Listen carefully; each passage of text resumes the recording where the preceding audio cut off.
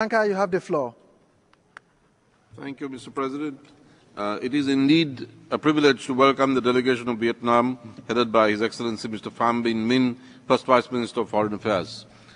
Mr. President, in our time, no peoples or nation have suffered graver violations of human rights than have the people of Vietnam at the hands of numerous foreign big powers. The landscape of Vietnam and the bodies of its people are testimony to the hypocrisy of those who try to lecture the peoples of Asia on human rights. Mr. President, Vietnam, more than any other country, has stood up for the human rights of its own people and for the human rights of peoples throughout the world by fighting for national independence, freedom, and social progress. As President Ho Chi Minh often said, nothing is more precious than independence and freedom. And this the people of Vietnam have asserted and demonstrated.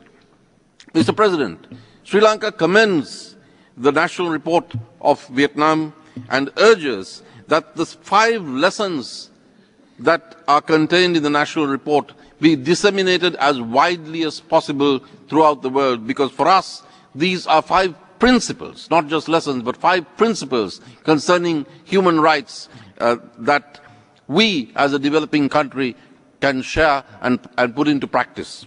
Particularly the second lesson, that human rights cannot be detached from national independence and sovereignty.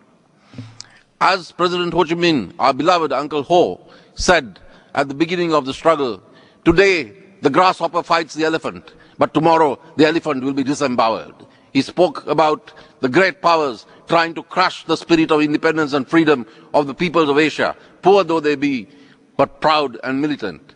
Mr. President, it is with great gratitude that Sri Lanka views the achievements of the people of Vietnam, and we commend that they disseminate their rich experience globally as much as is possible. Thank you.